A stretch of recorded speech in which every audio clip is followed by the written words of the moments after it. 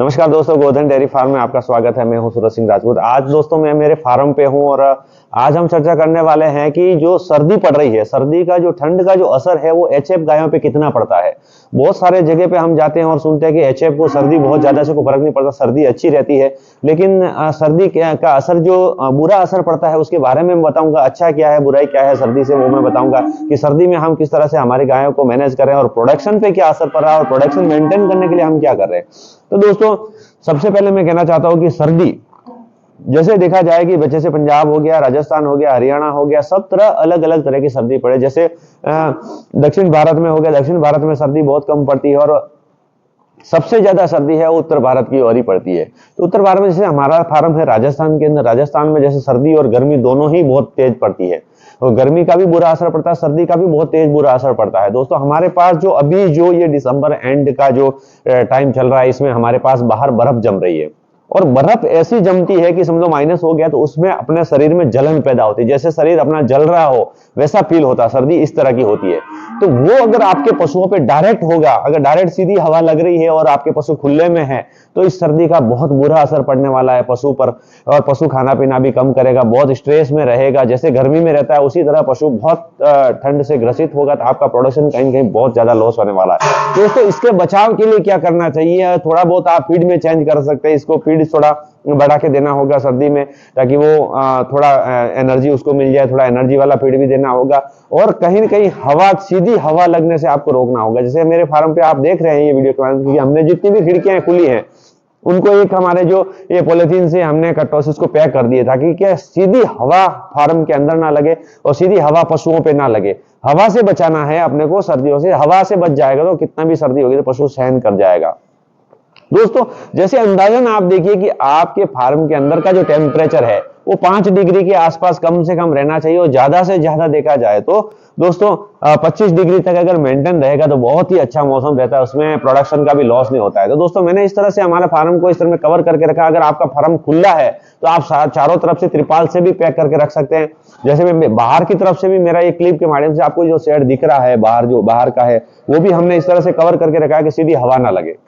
उससे प्रोडक्शन पे लॉस नहीं होगा, आपको कहीं बहुत फायदा होगा। पशु बहुत अच्छी तरह से रहेंगे तो प्रोडक्शन में बहुत अच्छा फायदा होगा आपको। तो इस तरह इस समय हमारे पास पशुओं का जो प्रोडक्शन है उसमें भी कमी नहीं आई है, प्रोडक्शन कहीं ना कहीं बढ़ा है और दूध भी अच्छा दे रही है। पशु बहुत ही स्वस्थ है और कंफर्ट फील कर रहे हैं, कंफर्ट जोन में। तो पशुओं को आप जैसा रखोगे वैसा आपको प्रोडक्शन मिलेगा दोस्तों। तो सर्दियों में भी आपके पशुओं को सर्दियों से बचाना है, गर्मी में भी गर्मियों से बचाना है। हर मौसम में पशुओं को आप अच्छी तरह से रख रखाव करोगे, आपका रखने का जो हाउसिंग है, हाउसिंग मैनेजमेंट अच्छा रहेगा तो आपका प्रोडक्शन हमेशा बना रहेगा। ज्यादा सर्दी लगने से पशुओं में फीवर भी आ सकता है। ऐसा नहीं सर्दी ज्यादा लगी तो उससे भी बुखार बढ़ेगा और निमोनिया भी हो सकता है, जुकाम जैसा, तो उससे भी पशुओं में कहीं ना कहीं तकलीफ भी पैदा होगी। तो दोस्तों सर्दी से भी पशुओं को बचाना बहुत जरूरी है। और दूसरी बात, बच्चे बहुत ज्यादा सर्दी से भी बच्चे मर जाते हैं, छोटे बच्चों को बहुत दिक्कत होती है दोस्तों। तो छोटे बच्चों को भी आप सर्दी से बचा के रखिए ताकि आपका जो रिप्रोडक्शन है वो बना रहे। जो आपके जो नई जनरेशन के जो बच्चे अच्छे ब्रीड के आप ला रहे हैं और सर्दियों के मौसम में आप नहीं बचा पाओगे तो वहां आपको कहीं नुकसान होगा कहीं कहीं आपको। तो बच्चों को भी बचाना बहुत जरूरी है। तो दोस्तों कहीं ना कहीं सर्दियों से बचाने के लिए आपको इस तरह से कवर करके भी रख सकते हैं, फीड अच्छा दे सकते हैं। दोस्तों सर्दियों में जो गायों की काल्विंग होती है उस समय काल्विंग बच्चा देते समय गाय को बहुत ठंडा लगता है, बहुत ठंड लगती है। उस समय आप कहीं ना कहीं बोरे से आप पशु को ओढ़ा के रखिए, कहीं ना कहीं उसको कवर कीजिए ताकि उसको सर्दी ना लगे। तो सर्दियों का बुरा असर दोस्तों पड़ता ही है। और दूसरा, आप मेरे से पशु खरीदने के बारे में भी संपर्क कर सकते हैं। काफी पशु में लेके आपने शॉर्ट वीडियो भी देखे हैं और पंजाब की वीडियो देखे। हमने इस समय ये दिसंबर महीने में करीबन 60 से 65 पशु हमने फार्मरों के लिए खरीदे थे जो हमारे आसपास गए हैं और सारे ही स्वस्थ हैं। और इस समय हमने बच्चा दिए हुए पशु ज्यादा खरीदे जो मिल्किंग में आए हुए हैं।